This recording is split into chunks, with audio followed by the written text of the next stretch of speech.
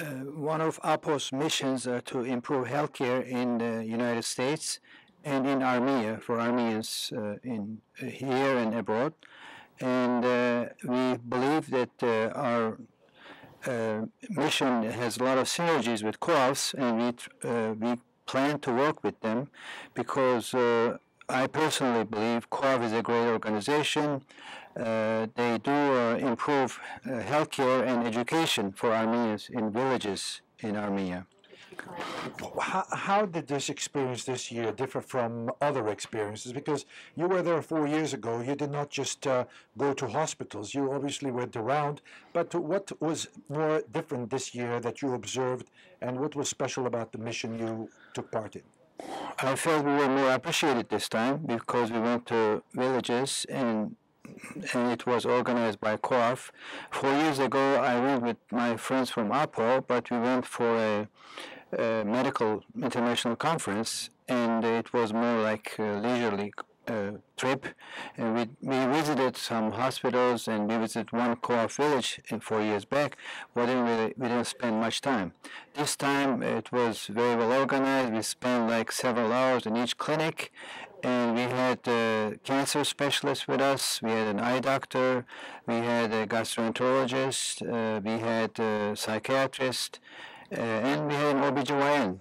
And we had many nurses, medical students, and dentists as well. So they put us to work there. If you did not go to these villages, what kind of services do these places get? Well, they do. They are run by COAF, doctors basically, but their care is very primitive. Like in a village which I would say little clinic which serves 5,000 people, they do deliver babies, but they don't know how to do C-sections.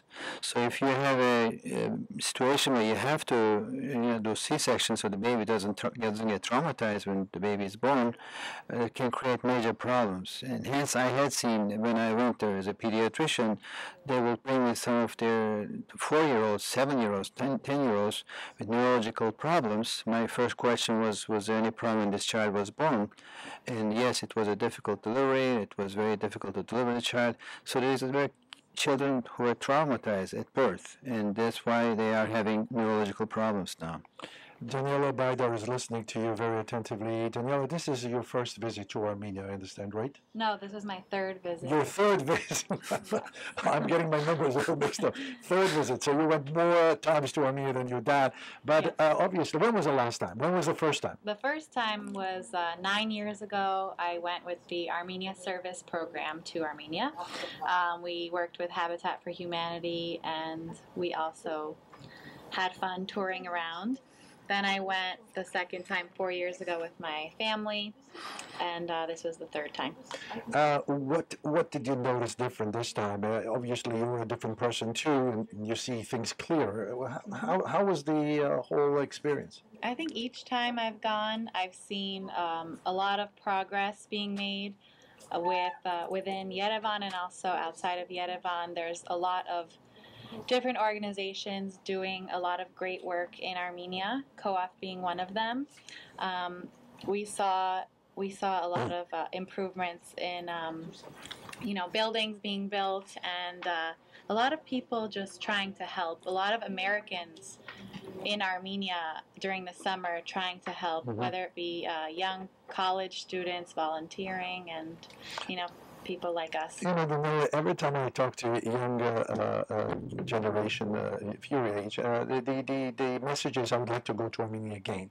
What is it that attracts you or your generation to Armenia? I'd like you to use this microphone because it's slightly clearer, please. Sure.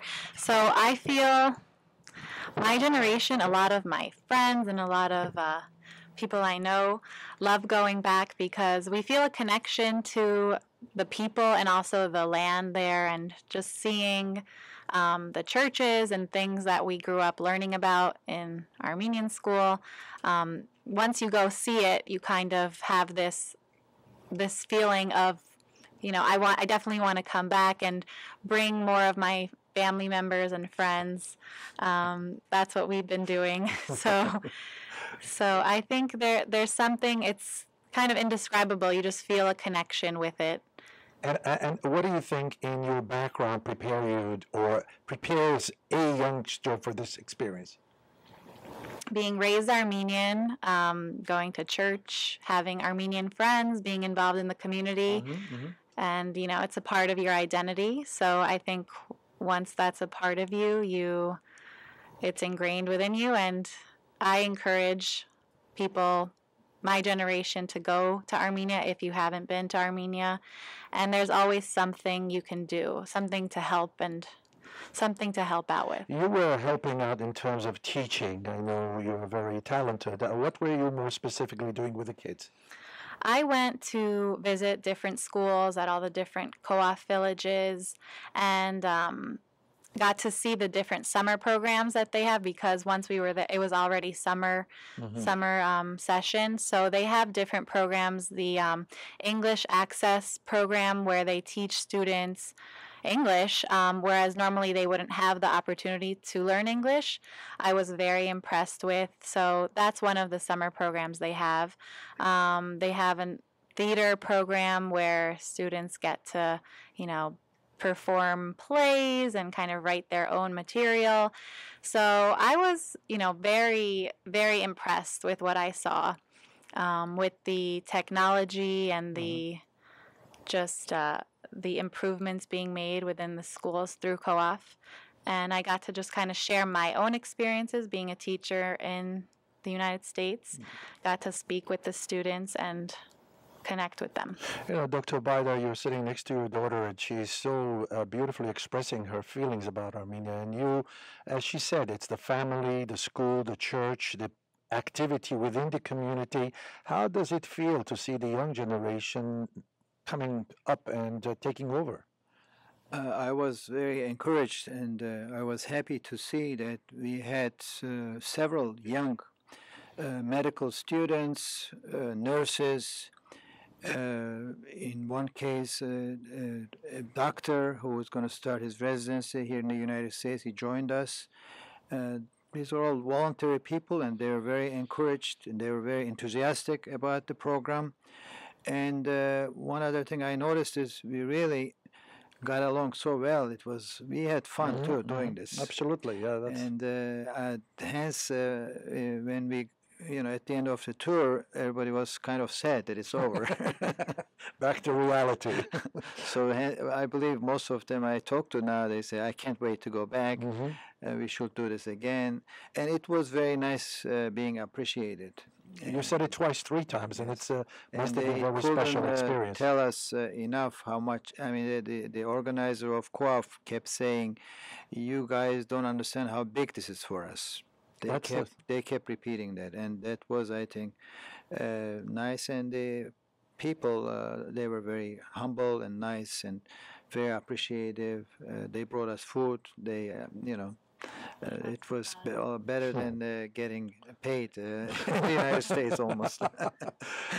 Just one last question. What is the main message you would like to deliver to the listening audience? Some people are listening to you.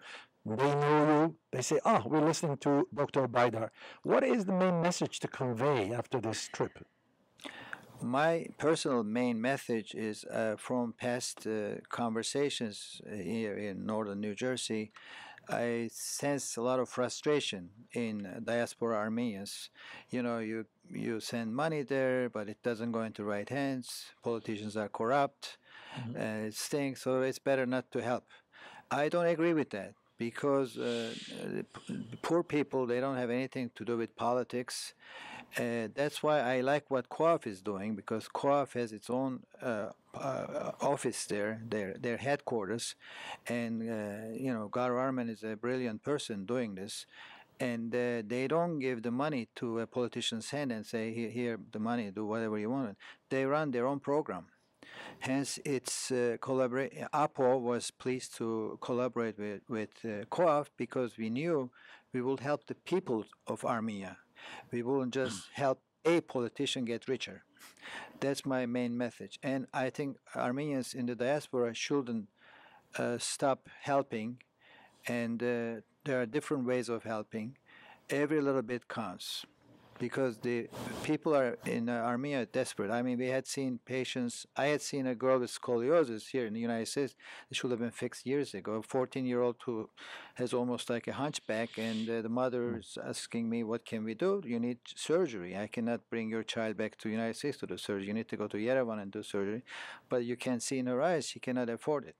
Our cancer specialist saw a 45-year-old man who was diagnosed with stomach cancer, and she told him, "You need chemotherapy, you need this and that," and he says, "I cannot afford it." So this man is going to die because he cannot afford it. It's sad, but every little bit counts, even though what we did was probably, just a start. We will continue doing it. Every little thing counts. Daniella, you heard your dad. What can you add about what can be done? What is your message in terms of to convey to the listeners? Sure. So I think don't be discouraged. Like my dad said, a lot of people are kind of frustrated and they don't know where their money is going when they send money. But get involved, learn the organization you're donating to, learn about what they're doing, because there are a lot of great organizations truly helping in Armenia, and it isn't all corrupt. COAF is one of the great organizations. There are many great organizations doing a lot of great work. If you want to personally help, there's always something to be done. If you make a trip out to Armenia, there's different organizations that are very welcoming for volunteers, even if you're only there for a week. There's something to be done, whether it be every small thing counts, and it's everyone has something to give. Everyone has a unique ability, unique talent, whether you don't have to be a doctor or a teacher to help. You can be, anyone, just to kind of share your love with them, and they really are very, very grateful for everything that Americans and diasporan Armenians give.